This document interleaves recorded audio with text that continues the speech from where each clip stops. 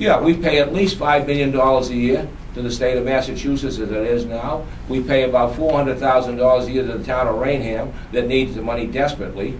That doesn't include Social Security, that doesn't include unemployment, that doesn't include sales tax from the liquor, that doesn't include sales tax from the food. You have no chance.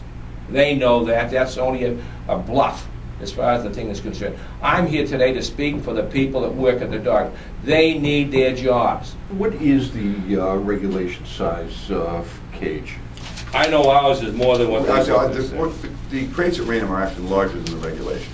I think to myself, I have great people skills, Jack. I think part of that comes along by being Irish. Usually, you know, I could have been a bartender or a bouncer. Oh, don't be playing the Irish card on me, please. Working here. No, I'm just let me tell you something. I'm strong Irish. You know, I always have been. I'm so proud of it. And I want to tell you something else while you bring it up. I'm so proud that I'm Irish. I'm not a drunk, okay? And I'm not a thief. And I'm very embarrassed with people that are Irish that bring our kind of people down. Carney is different than anybody you've talked to for a long while, lady. I'll tell you that right now. What should we say the breakdown between part and full-time is right now at the track? I would say probably, I'm just thinking without having the records in front of me or checking them over, I'd say probably, we probably have between, I'd say 70% would be full-time employees. What our employees, you're talking about employees, what are we supposed to consider an employee that works 10 and bar? A non-employee of the dog track? We have bartenders, we have waitresses, we run every part of that company ourselves. We run the food into the thing, we run the liquor into the thing, we run the printing, we print programs. We got a better setup of printing newspapers probably than you people have. So our business declining a little bit. What are we supposed to do as far as Ford Motors? Their business isn't too good. Are we supposed to throw those people out? What about General Motors? What about your own business? Let me tell you something. There's 5 of you sitting here. If the paper went down tomorrow, where are you going to go and get a job? Let me just tell you, common sense.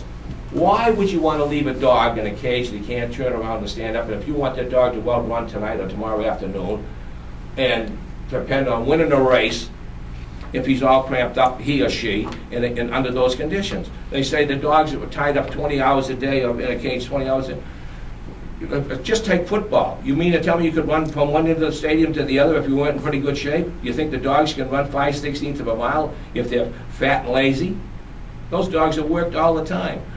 Then they used, as far as the thing is concerned, the adoption. I can say this, my company alone paid over $1 million. You go to the Racing Commission and get the numbers. We paid over $1 million since 2002 to put up an adoption program, all right? And they say the dogs aren't all adopted. Every dog that's retired from racing, is adopted. My daughter Kelly set up the program. It's excellent. We have no complaints. We check where the dogs are going to go, and we make sure they're going to not be mistreated. They're going to a place that they're taken good care of.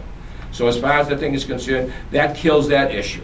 Oh, what about the ones that go out of state? All right, hold on. Let me do this one, George. No, don't interrupt me. Okay. What about the dogs that go out of state? Those dogs that come to Raynham, and I'll explain that one to you too, because I know my business. The dogs that come to Raynham all can't make it at Raynham, because the caliber of dogs at Raynham, because our purses are so high, some of them can't make it. The dogs are shipped in from Kansas, Texas, Oklahoma, or wherever. They come in. They start off there. If they run well there, the people that own the dogs keep them there. But if the man that's running at Raynham, he may be running in Colorado, he may be running in Florida. If he feels that dog can't make it at Raynham, he's not going to put the dog down. He's not going to put the dog up for adoption. He's going to take the dog to a lesser track, like you take like a Hinsdale up in New Hampshire. They don't do near the business, they don't pay near the purses. The dog that couldn't make it at Raynham could go from Raynham to Hinsdale and be a grade A dog. All right, just follow up on that a second. The contention between our point of 100% adoption in the state and their contention that the Racing Commission proves it's only 31% is based on a manipulation of figures, not on our part, but on theirs. The operative word is retired.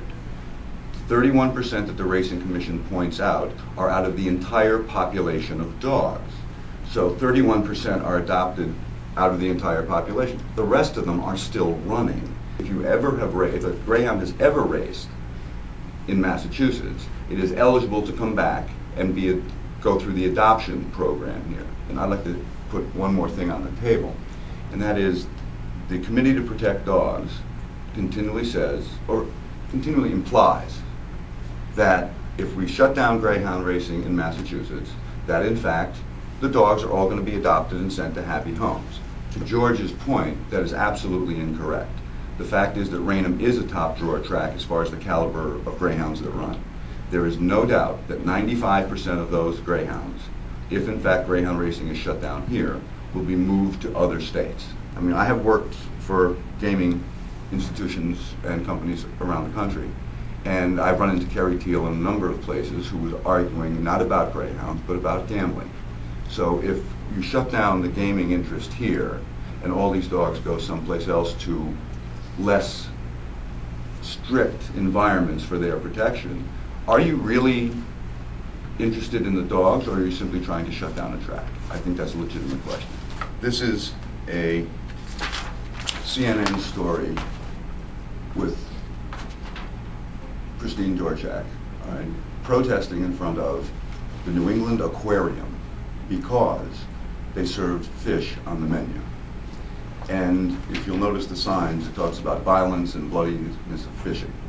Now, my only point with that is, when you hear the terms cruel and inhumane, you ought to at least take into consideration who's using them and where their point of view comes from. Now they're saying that they've got these 840 injuries. What they don't say is that those injuries came after 500,000, more than 500,000 Greyhound Racing starts. So the notion that somehow these dogs are in dire distress because nobody's paying any attention to them is really very wide of the mark. And when you take a look at the repercussions of all of this, the people who have been engaged in Greyhound Racing live by the rules. This is one of the most regulated industries in the state. All the regulations were rewritten in 2002. The MSPCA, the Humane Society of the United States, both filed recommendations for the rewrite. Most of those recommendations were adopted. So the rules that they are talking about as being cruel and inhumane, they had a hand in writing. And last but not least, all those people who are going to lose their jobs have done nothing wrong. They've done nothing wrong.